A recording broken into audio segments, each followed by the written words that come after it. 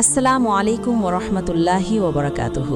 প্রিয় দিনের ভাই ও বোনেরা, একবার কল্পনা করুন তো, আপনি সারা দিন রোজা রাখলেন, রাত জেগে তারাবির নামাজ পড়লেন, কাঁদলেন, দোয়া করলেন, কিন্তু কিয়ামতের দিন যদি জানতে পারেন আপনার সেই তারাবি কবুলই হয়নি, আপনার রোজার সওয়াবও ঝুঁকির মধ্যে পড়ে গেছে, কেমন হবে সেই মুহূর্ত?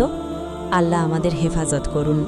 আল্লাহ তাআলা বলেন, নিশ্চয়ই আল্লাহ মুত্তাকিদের কাছ থেকেই কবুল করেন। সূরা আল মাইদা ৫:২৭।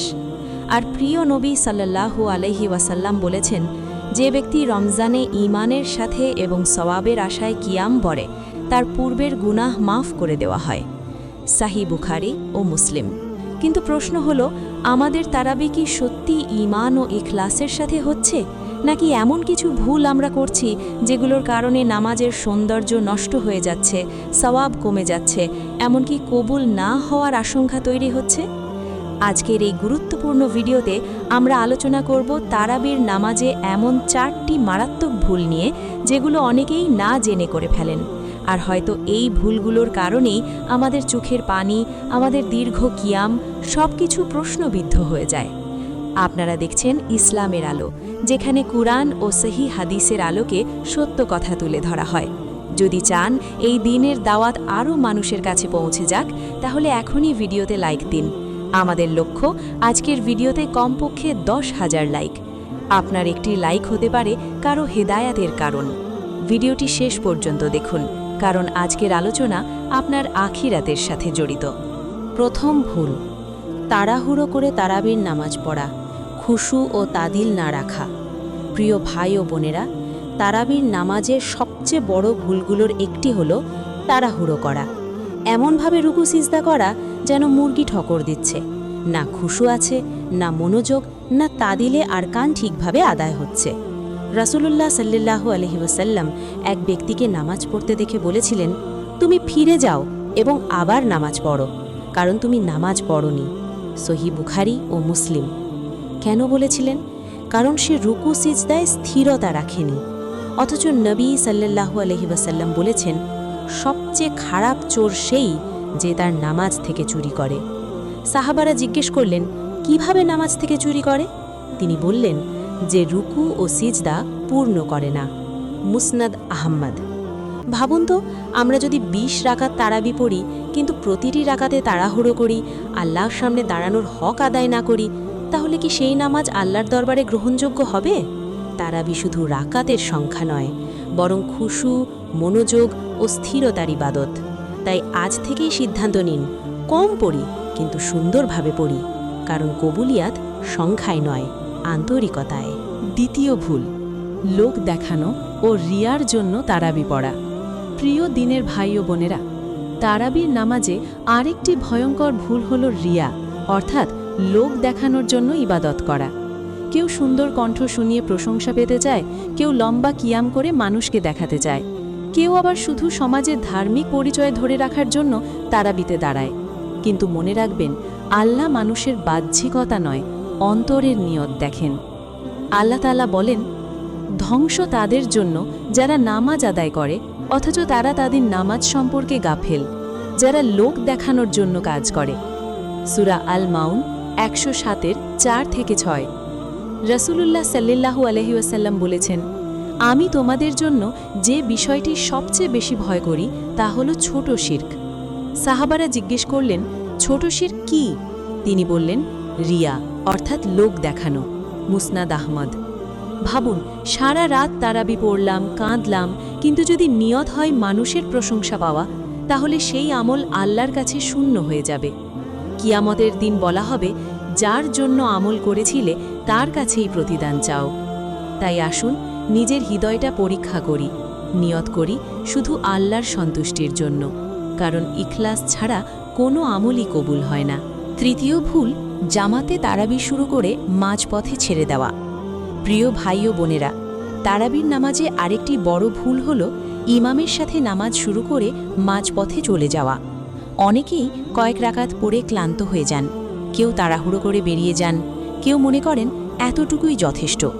কিন্তু আমরা কি জানি এতে কত বড় সওয়াব থেকে আমরা বঞ্চিত হচ্ছি? রাসূলুল্লাহ সাল্লাল্লাহু আলাইহি ওয়াসাল্লাম বলেছেন, যে ব্যক্তি ইমামের সাথে কিয়াম করে যতক্ষণ না ইমাম শেষ করেন তার জন্য পুরো রাত কিয়াম করার সোয়াব লেখা হয়। সুনান আবু দাউদ, তিরমিজি। সুবহানাল্লাহ! ভাবুন তো, যদি আপনি ধৈর্য ধরে ইমামের সাথে শেষ পর্যন্ত দাঁড়ান তাহলে আল্লাহ আপনাকে পুরো রাত ইবাদতের সোয়াব দিচ্ছেন।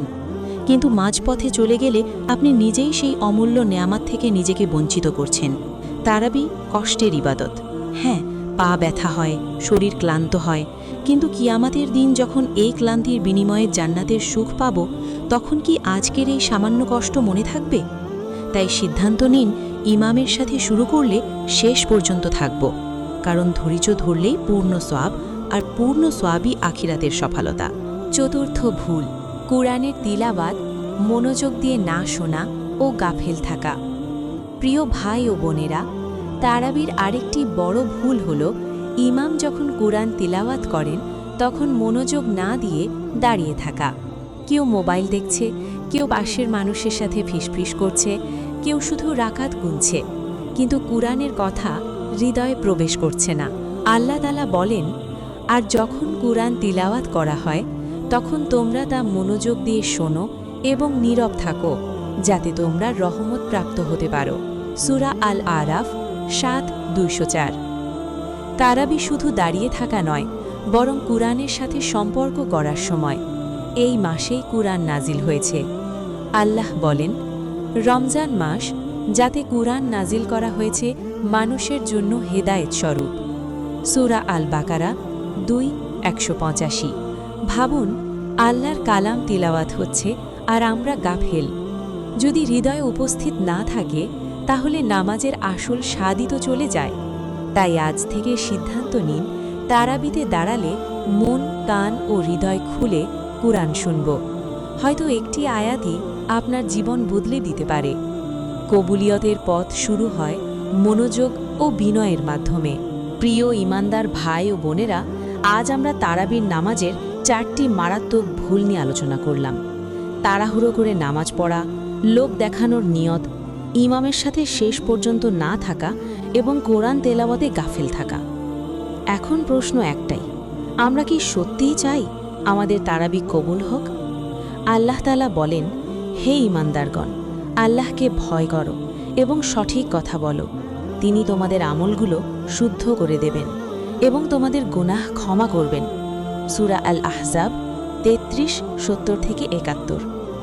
রাসূলুল্লাহ সাল্লাল্লাহু আলাইহি ওয়াসাল্লাম আমাদের শিখিয়েছেন, আমল ছোট হোক কিন্তু সহি হোক, নিয়ত খাঁটি হোক, কারণ কিয়ামতের দিন আল্লাহ আমাদের রাকাতের সংখ্যা জিজ্ঞেস করবেন না, জিজ্ঞেস করবেন হৃদয়ের অবস্থা।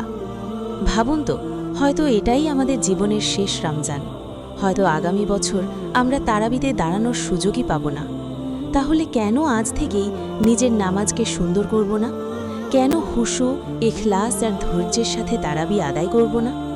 চলুন এই মুহূর্তে আমরা সবাই নিয়ত করি, আমাদের তারাবি হবে শুধু আল্লাহর জন্য, ধীরে স্থিরভাবে মনোযোগ দিয়ে ইমামের সাথে শেষ পর্যন্ত, যেন কিয়ামতের দিন আল্লাহ বলেন, আমার বান্দা, আমি তোমার ইবাদত কবুল করেছি।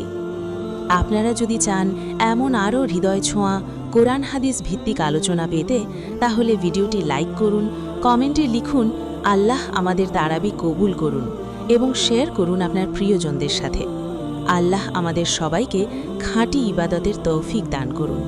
আমিন।